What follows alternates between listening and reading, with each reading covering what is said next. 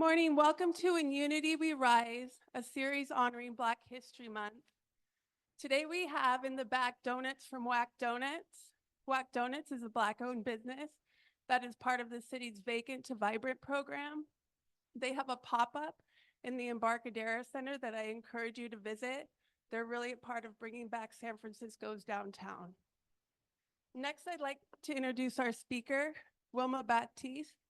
Wilma is a board member for the San Francisco Interfaith Council, a member of the Neighborhood Baptist Church, and an advocate. So please join me in welcoming Wilma.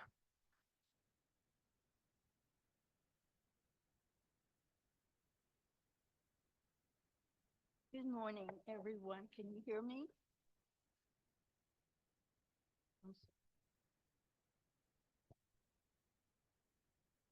Can you hear me better? Thank you so much for allowing me to come and speak with you.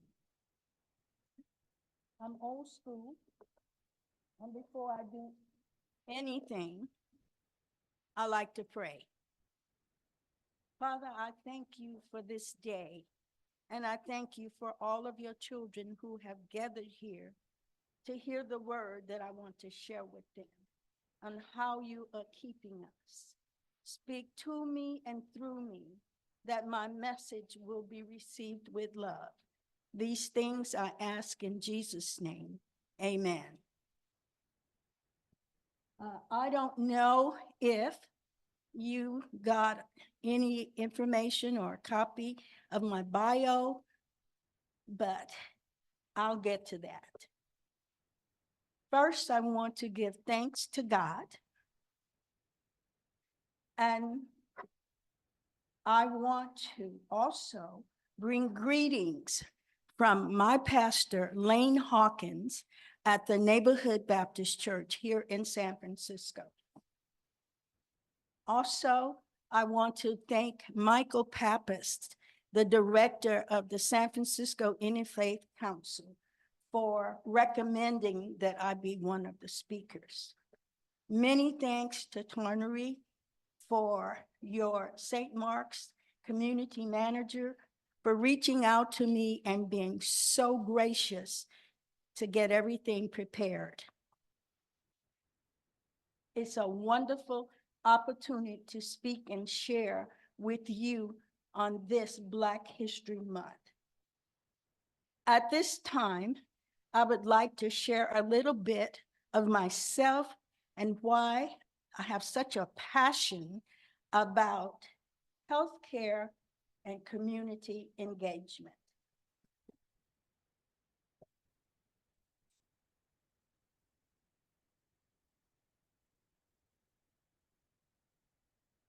I am a mother of 5, a grandmother of 13, and a great-grandmother of 9.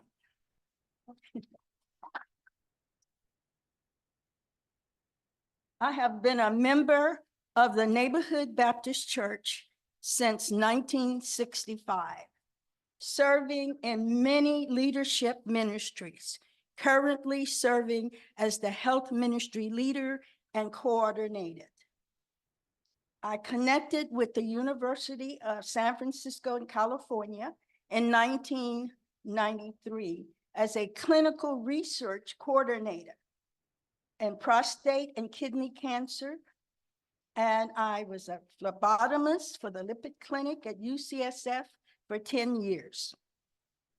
Presently, I chair the Helen Diller Family Cancer Center Abundant Life Health Ministries Network. Also, I am a member of their Cancer Community Advisory Board. I serve on the American Cancer Society Network as a California legislative ambassador since 2009. I am a community advocate, and I serve San Francisco and 6 other counties within the Greater Bay Area. I am an interviewer for Stanford University's MD program for the last 9 years. As you heard earlier, I am a member of the San Francisco Interfaith Council Executive Board of Directors. Also, I serve for the National Institute of Health, which is our country, and their Institutional Review Board as a reviewer. And I've been serving there since 2018.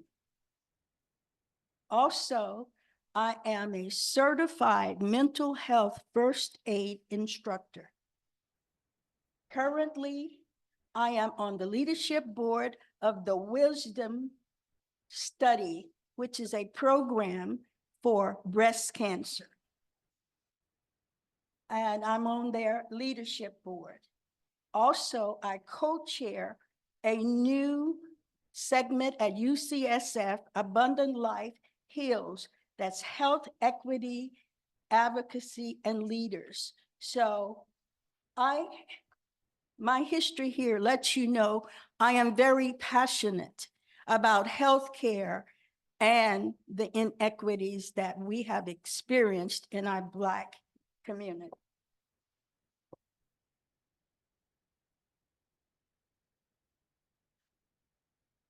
Would you mind showing the video?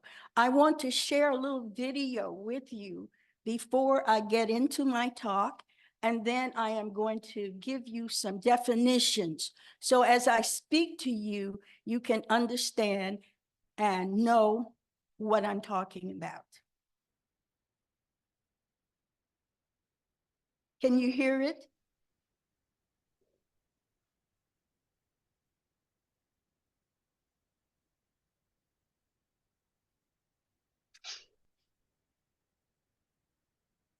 Might have to switch over, yeah.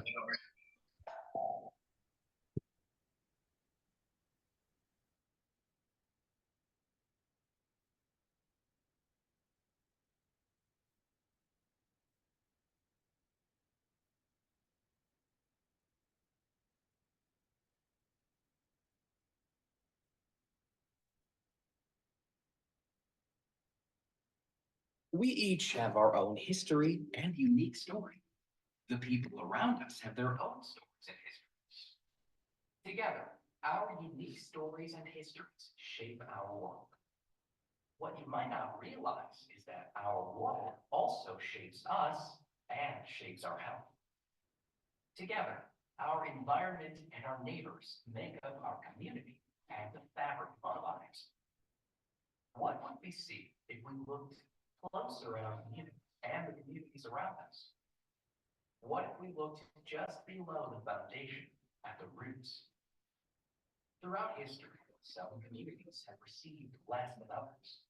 Still today, things like housing, income, education, and our sense of belonging in society are not the same in every community or for every person. Yet they directly benefit or hurt our health. But how do these things affect health? Let's take a closer look. Some people live in communities where they have fewer opportunities for better education, fresh food, safe housing, or jobs that pay enough to meet their basic needs. Each person's health depends on their living and working conditions and the resources available to them. Where we live and work and the types of resources we have access to are interconnected, often overlap, and vary within and across communities based on the history, culture, norms, attitudes, behaviors, and lived experiences of people.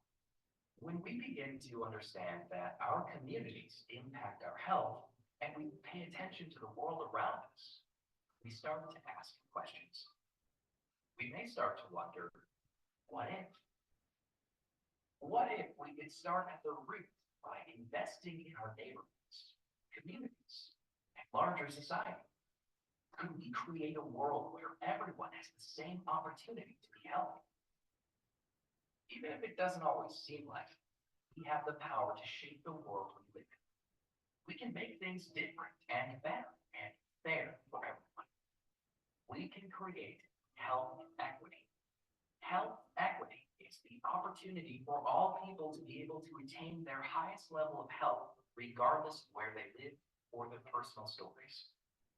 Addressing health issues at the individual level is not enough. It is far more powerful when we help everyone in a community at once by making changes that affect their physical, built, social, and policy environments. To achieve health equity, we rely on connecting science, policy, and practice to put real change into place. That's where public health can play a major role in helping to achieve health equity. When public health champions work collaboratively with those of housing, transportation, and education, we can move towards creating fair and equitable opportunities for everyone to be healthy. Health equity begins to happen when people in communities engage with one another and explore policies, programs, initiatives, and services that are centered on their shared problems and successes. With the right collaborations and initiatives, we can create a society where all people are healthier, safer, and able to play, grow, learn, and live in places that promote good health. It takes all of us to show up, to have conversations, to decide what resources we need and what actions we can and should take to achieve health equity. Learn more, take action, make a difference. Visit cdc.gov/health equity to learn more.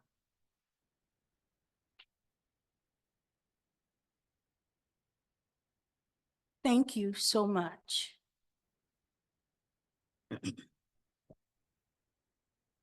Now I will share with you some of the definitions, as my topic is addressing healthcare inequities in the Black community. The first definition I would like to share is inequity. It means injustice, unfairness, disservice, injury, applaudil, shaft, wrong. Equity is justice according to natural law or right, fair, mindedness. Disparities, a noticeable and liable significant difference or dissimilarity.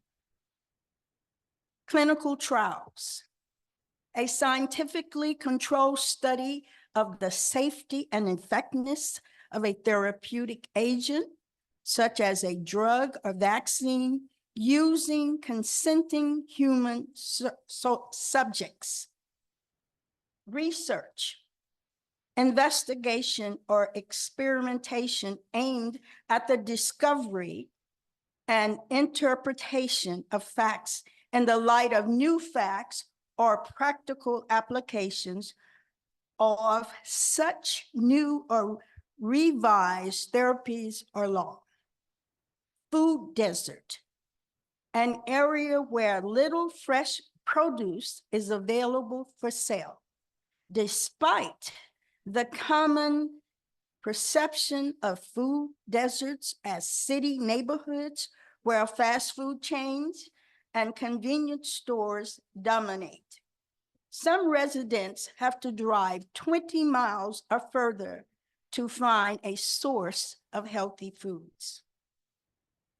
Past abuses concerning experiments created mistrust and inequity healthcare that kept hundreds of Blacks from benefiting from clinical trials and better medicine, even to today. There are many health conditions where Black and Afro-Americans community members experience disparities and inequities such as discrimination, housing, jobs, heart disease, hypertension, diabetes, cancers such as prostate, breast, colorectal, lung, smoking and menthol vaping, just to name a few. I have partnered with the Afro-American Tobacco Community Leadership Council to educate, advocate, stand, and participate in changing policies around tobacco, flavored tobacco, jewels, cigarettes, and cigars. We are still working on eliminating menthol in the Black communities. We need your vote and voices to make this happen. My role over the last 30 years is to address healthcare inequities in the Black communities by engaging in how health equity progress improves. Today, I will focus on programs I am involved in with who are addressing disparities to make progress toward health equity, and you are invited to get involved and learn more. Your role and how health equity progresses is being made starting today. Research, clinical trials, institution review board. As a clinical research coordinator at UCSF Cardiovascular Research Institute and UCSF Helen Diller Family Comprehensive Cancer Center for prostate and kidney cancer, I'm a community advocate. At American Cancer Society Network, I am a California legislative ambassador where I speak with the lawmakers on the needs of the inequity cancer healthcare in Black communities.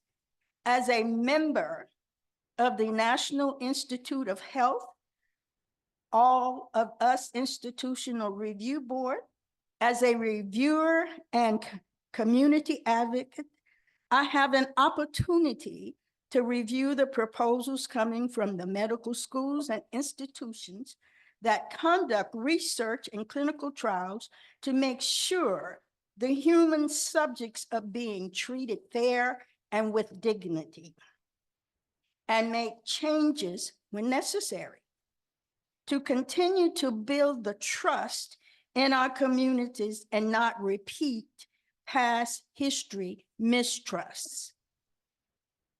Prostate cancer, Black Men's Health Committee. I'm there to reduce and raise awareness of knowing your numbers. For the men, that's your PSA score. Screening and early detection save lives. And I have information here for you to take on all of these topics that I'm talking about.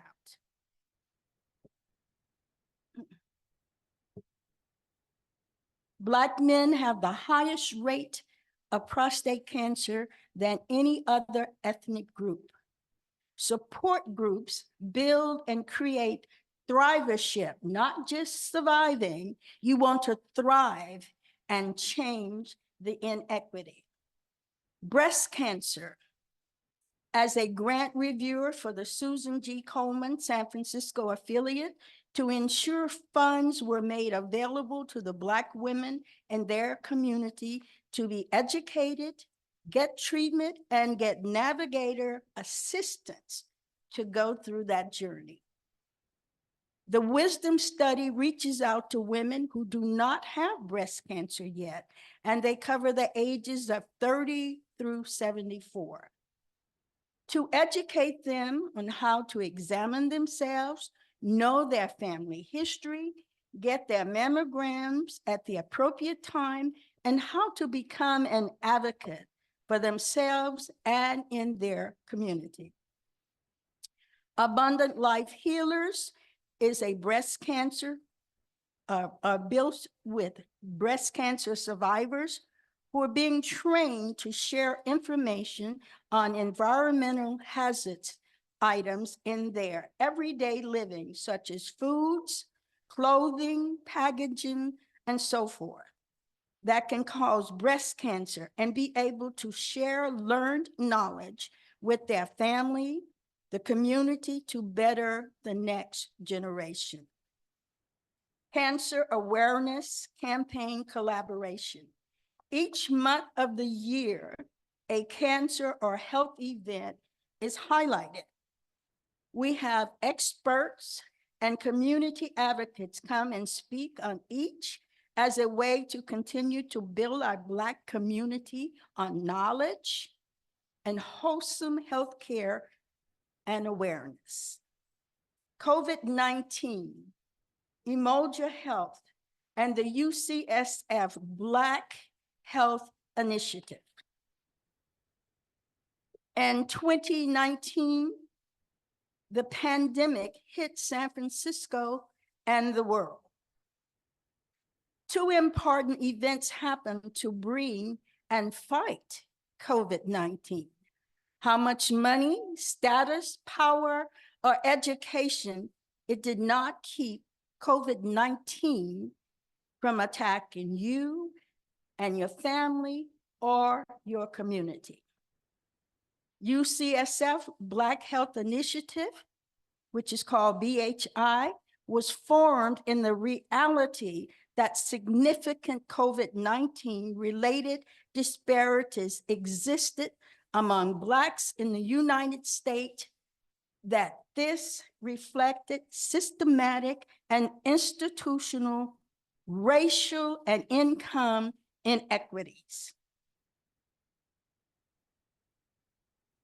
That promote other known health disparities among Black Americans.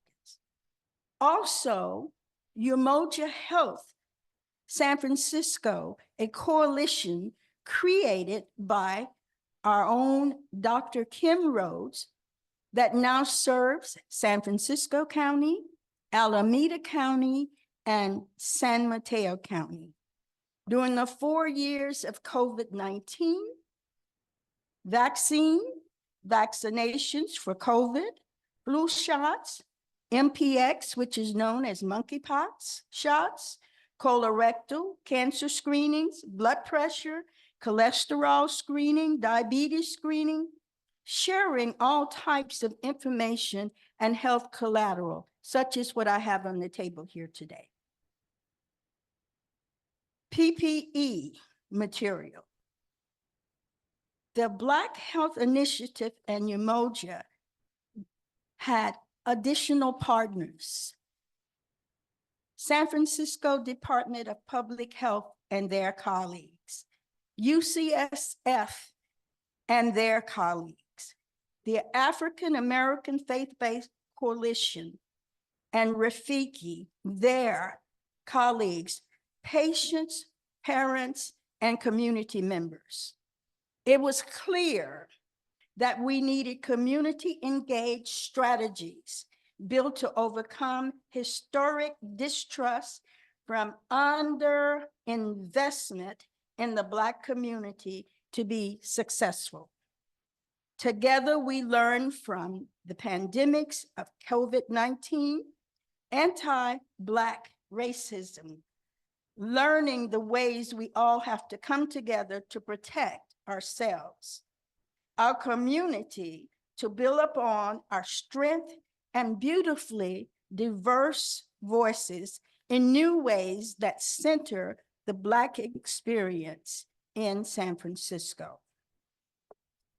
To uplift the health, wellness, and prosperity of the Black community in San Francisco. As I close, I leave a few thoughts with you. How recognizing health disparities for Black people is important for change. How can you become our allies? Are you willing to partner, collaborate, and create equity healthcare in the Black community? My last message is God's great love cycle.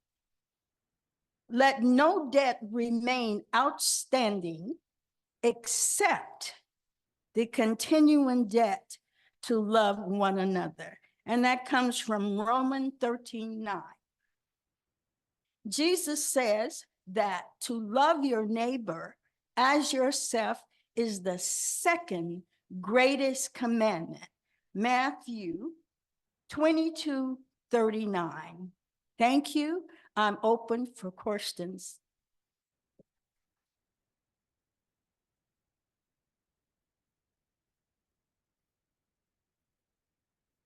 The lady in the pink. Nancy, Happy New Year's. We go way back. Right. And Nancy is our ex-SFIC president. Yes, thank you. Well, it's so good to see you this morning. I was running late and I thought, no, I can't be late because I want to hear Wilma. But the thing that, out of my experience with all, talk about what the churches have done. That was the most impressive thing I learned in all the years of working and what it means to the simple things of walking in the door at a health fair, and there was a place for prayer for healing. A lot of us never think of that, but how important the health ministry programs were in creating opportunities for working on disparities. But the church, in my experience, was just overwhelmingly wonderful. So if you'd share some of that. Okay, number one, as you know, I mentioned, I'm chair of the UCSF Abundant Life Health Ministry Network. And we cover 6 of the greater Bay Area counties. And we started in 2005. And way back then, we had about 125 churches within the Bay Area that was under my chairship, I guess I can say that. Now we have about 80. And what we do, we meet with all of those congregations to see, number one, do they have a health ministry? And if not, we meet with them to show them how to create one and build it. And we call that technical assistance. UCSF over the years have given many grants to help the churches build. We give them a list of deliverables of what to use the funds for. The funds is not for you to pay your church's light bill or for the pastor to go to Grayton. It's to build the church. And how I built the health ministry at Neighborhood, the best way to build a strong commitment, all of the ministries within my church, I wanted a member from that ministry to be on my health ministry team. So when I had an event, the choir president was going to be there. The ushers were going to be there to bring people in. Someone from the culinary ministry was going to prepare the healthy meal. I always had somebody from the deacons or the trustee board because I need those men to move the tables and chairs and set them up. So I used that strategy. And the most important thing, you have to have the pastor in agreement with everything that's being done. Also from his pulpit, he is going to give health information. At Neighborhood, the 3rd Sunday of every month is Health Ministry Day. I bring a presentation. I invite professionals from all over to come and speak to us on any of these topics that I've covered. And afterwards, we have a healthy meal prepared by our culinary ministry to serve. In the beginning, we had to first teach our people how to eat healthy, to eliminate all of these diseases I have here, breast cancer, diabetes, prostate cancer, how you exercise. All of those things create disease. It's not, people say, oh, don't eat soul food. It's not the soul food, it's how you prepare it that causes the problem.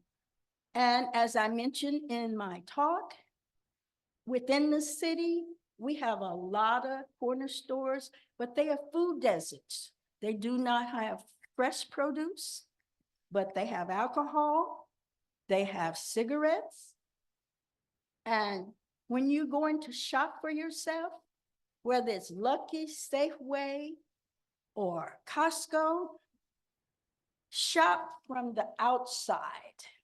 Everything on the outside is fresh. You have your produce, you have your fresh meats, you have your milk and your eggs. But in the aisles, you have your canned goods and you have your boxes with an expiration date that says 2030. Now just think, if they had to put preservative in there to last to 2030, what is it doing to your body? So let's be aware, learn how to read your labels and know, and if they have words in the ingredients that you cannot pronounce, put it down because you don't know what's in there. I hope that answered your question. Okay. The lady with the nice scarf. Two things I want to thank you for and a question. Okay. I want to thank you for raising up the silver lining to the pandemic, which probably did more to elevate awareness of health disparities than any other event in the past 100 years, And at it least. brought us together. Brought you together. That's right. And then also calling out the need for culturally responsive care. It's not the food, it's how it's prepared. Right. It's a big difference. And also elevating prevention. I work for Kaiser. We're a big believer in prevention. So preventative care, taking care of your health, the way you eat, doing your screenings, et cetera, incredibly important. But finally, you mentioned a lot of work around cancer. Are you also doing anything to raise awareness of Black maternal health?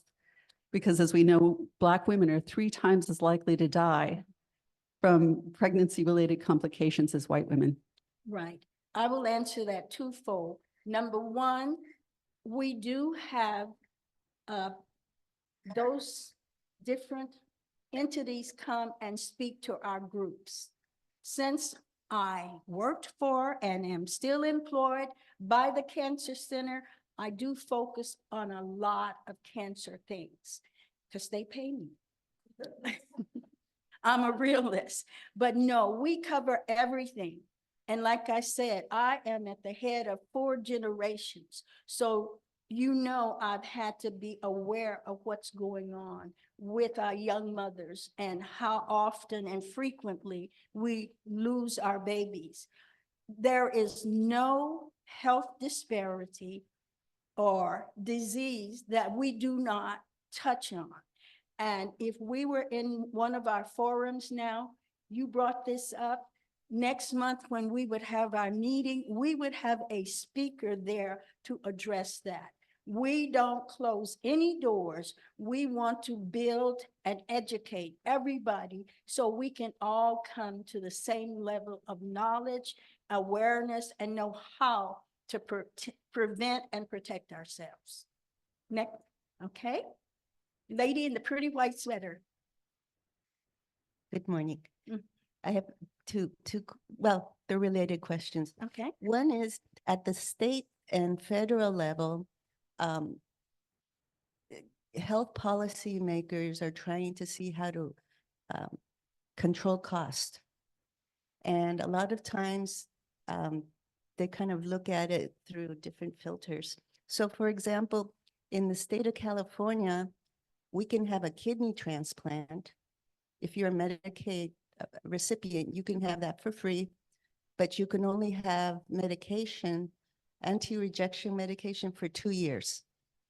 So really the state gives you 2 years life, you know, after the transplant. And they do that because the residents, the students who do the transplants can practice on you.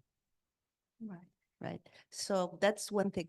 The other, which is more recent, that's kind of old. It's happened for many, many years. And many of the low income people, kidney disease is higher rates in the African American community. So it affects that community. Now, recently, the Center for Medicaid Services, a couple of weeks ago, made an announcement that they have approved gene therapy for sickle cell anemia. Okay, gene therapy for, so that's the use of CRISPR, Right. you know, and that's been a very, how can I say? People have been kind of shying away from it because researchers really don't know the effect of cutting out genes and putting them in on the rest of the gene sequence, because we don't know. But it has been approved for people who have sickle cell anemia in the country. And knowing that the effect, what do you call it? The effect, yeah, the effect is infertility in those women. And so CMS has approved fertility services for those people who undergo the sickle cell anemia treatment, the cell gene therapy. So I don't know if you've heard of this. They even have a timeline, you know, to be fully implemented by 2025, 2026. Okay. And again, this is Medicaid, people receiving Medicaid, so low-income women, sickle cell anemia, African-American women. Right. Okay, I will answer your part one question. In my talk, I mentioned to you that I was a California legislative ambassador, and that's what we do. We go to Sacramento, we go to Washington, DC, and we talk to the people that's making the laws about what's happening to us in our bodies. But we can go there all day, every day for 12 months. But if you out here don't keep up with what you need and you let the local lawmakers, your supervisors, your mayors, all of the people of what's needed, they are going to just do what they feel or what somebody says, well, that's not important. Who else can explain what's important for you better than you? So we go, we stand, we spend a whole day walking from office to office to office. We go in groups and we have our strategy of what's needed in this district or in this zip code. And we don't want to see the secretary. We don't want to see the office manager. I want to see Philip Ting because he represents where I live. So I want to talk to him. And if he's at lunch, I can wait. And he will do this sometime, peep out of his office to see if I'm still there. And I say, I'm here. So we need to get more people, like I say, to be advocates. I have heard about the sickle cell thing, and that brings me back to when I talked about clinical trials, and I talked about what happened in the past that makes everybody skeptical about anything that's new. Because number one, in our Black community and culture, way back when, a lot of mistrust and not nice things happened to us. So no one is rushing up where they cost you no money or anything to go and be an experiment. On the same note, I am on that IRB board. And when anything new is coming up, it comes before us, before it gets approved. So we have an opportunity to go through word for word, page for page, to see if there's anything there that's not right before we say, you can bring this to our people. You have to know and trust. It's not saying that everything that they say they can do it because they haven't ever tried it. They really don't know. But until we do some of these things, we won't know whether they work. I'll give you an example of myself. on how I really got to be introduced and know UCSF. Some of you might have heard this story before. I had worked for Wells Fargo Bank for 17 years. And during the late 80s and early 90s, all of the banks reshuffled and changed. Because I was beyond 40 years old, they didn't need me anymore. I got laid off. At that time, my youngest daughter was her last year at Cal State Hayward University. I was in my home that I was purchasing. Thank God I'm still there. And my insurance said, see ya. I had no money, no insurance. I had a medical condition. So we do everything that somebody else tells us to do to try to serve your ailment. It did not work.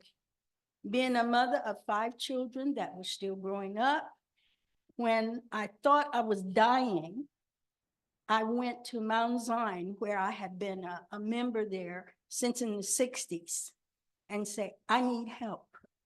I can't think of anything else I can do. First, the head nurse scolded me as if I was her young child. And then she said, stop crying, we're gonna see you. And at that point, UCSF had just merged with Mount Zion like a month before. And I met this doctor. His name is John Power King. And when I met him, he says, well, do you know what's going on with you? And I says, of course I do. And I gave him all the medical terms, all of the dosages and how long. And he said, well, what are you doing like this? I said, I don't have no money. I can't buy my medication. He says, well, I tell you what, I know your people don't like to do clinical trials and research. He said, check with your family and come back to me, because the very medication you cannot afford to buy, my clinical trial, you will get it free. Every month, you will get your blood work done. Every month, you will get a scale and everything you need on how you need to change what you eat, when you need. He said, I'm a full MD. If you have something beyond what's within that clinical trial, I will get my colleagues to do that service for you. I went to one of the mothers of my church because they are the wise people. And she said, honey, don't be a guinea pig for them people. They just want to kill you. And I thought about it, and I set my 5 children down at the table, and I told them my situation. My oldest son said to me, Mom, I'd rather have you as a live pig than a dead pig. If they can give you your medicine and all your health care, tell them yes. I said yes. I began a clinical trial, and out of that clinical trial and the relationship with that doctor, he said, I need you on my team. That was in 1993. He said, in October, I will be writing a new grant. I need you to run that clinical trial for me, because you know what can happen. And if Black community see you and see that you're okay, and you can say to them what happened, how you were treated, without Blacks, and not just Blacks, any ethnic group who do not participate in a clinical trial, when the medication is made, it does not give you 100% benefit because you're not in the pool. A lot of people don't understand that. But you have to be a part of whatever it is that you want to put inside your body that's supposed to help you. But if they don't know your blood type, they don't have any information on your family history, it's absolutely nothing going in that that's going to help you. That's like if you're making a soup and you forget to put in a little pepper, a little salt, and maybe cut up some celery. It's going to be soup, but it won't taste the same. So we have to do that. And now we have more stuff available to us. Do research, go online, find out who's doing the research, find out what you can find out about this. And we all know, everybody that says this is the shiny silver button here that's going to solve everything, it doesn't work. So learn how to advocate for yourself and for your community. I don't know if that answered your question, but I gave it to you raw, just like it is. And thank God for Jesus. I celebrated 80 years in September. And that was 30 years ago that I met that doctor at UCSF. They were able to fix my heart to the part that the cardiologist I had had for a number of years called me in and said, I can't see you anymore. And I said, oh, you're going on another sabbatical? I'm going to miss you. She said, no, I'm not going anywhere. I said, well, why I got to change? She said, I am for people with critical heart problems. She said, you have a healthy heart, girl. I can't waste my time on you. So I'm speaking, number one, thanking God for Jesus. And I trusted him that he would guide me to make the right moves and the right steps. I'm still here, and Dr. John Kane is still my doctor. And when my cardiologist left me because I was too healthy, the doctor that had given me 4 of my 5 heart procedures became my cardiologist. And the first time I had a visit with him, he says, oh, your name looks familiar. And I said, but you've been treating me all these years. He said, Batiste. He said, oh, but you know, I've never seen you with your clothes on. I always saw you in the operating room. So you never know who is gonna be with you all the way. Thank you. Unfortunately, that's all the time we have today. Thank you, Wilma Baptiste, everybody.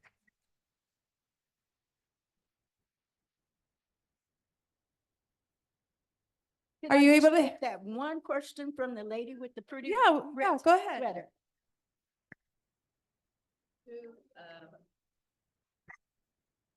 The lady at my table regarding maternity. There is Rafiki that is a partner of Umoja, and I'm on their executive board, and they have pop-up clinics with professionals that work monthly, weekly, free services to help women before and after, post and prenatal. Yes, and yes, in San Francisco with UCSF, Kaiser, they're very connected, and it's a strong program that's emerging even more. I have lots of great information up here. Please take some with you so I don't have to pack it all up and take it back home. You can share it with your neighbors, your friends and family. And thank you again.